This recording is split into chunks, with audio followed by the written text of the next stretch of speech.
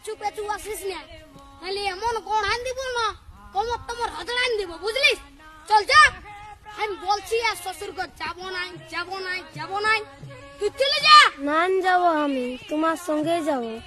না দেবো, আমি তোমার তাই দেবো। হ্যাঁ, বলে গেছি আমার পেছু পেছু আর আসিস না, নাহলে এমন গড়ান দিব না।